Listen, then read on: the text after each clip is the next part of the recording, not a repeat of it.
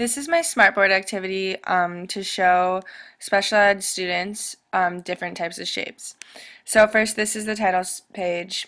You can edit the text by double-clicking and typing in different. You can change the font size here. And then you can also get these different types of shapes from over here.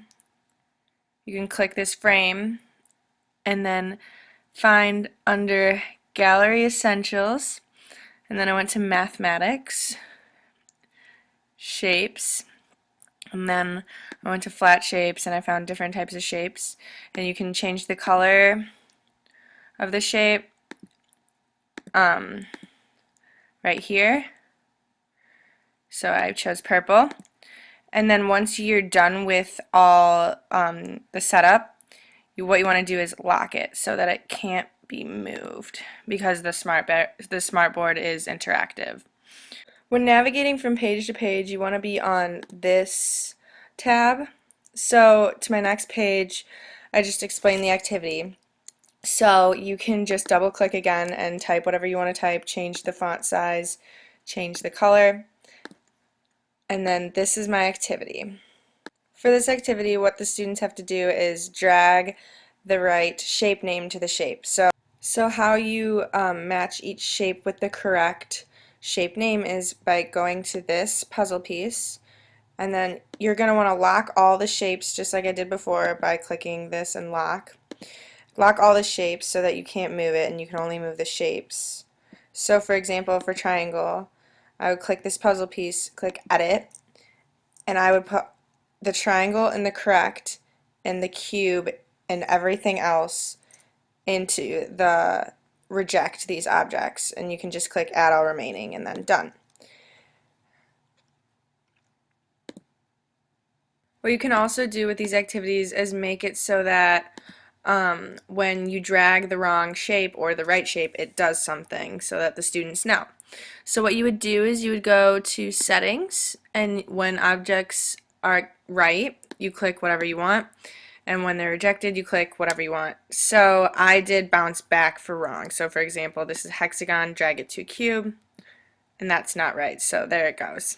My next activity is the students sorting the shapes into 2D and 3D. So essentially what I did for this one was the exact same thing that I did for the last. It's just set up a little bit differently. So instead of, well, when these are unlocked, you can change the fill color so that it makes it look like it's its own category. So you go to colors and you say fill color orange. So that makes it look like it's its own category. So for this activity, I am going to explain the difference between what a quadrilateral is and what a quadrilateral isn't. So for this one, they're going to be sorting into quadrilateral and not quadrilateral with the actual shape. So to sort these, I thought I could use an activity. So I go to the frame, and then I go to the lesson activity toolkit, activities, and then click category sort image, and then these will all show up, and then I just drag it over. And I had already done that before, so that's why it looked different. So then what you would do is you would just drag the different pictures that you found before that were in Gallery Essentials from the mathematics. So if I wanted to do circle, I would click edit, and then I could just drag whatever pictures I wanted from these different pictures. And I could also change how many images I have in it. If I wanted just 4, then I would just drag the pictures here. The first one I would do round, for example. Another one I would do square, for whatever. So then you would click OK, and it would be sorted with the images that you would have put in it.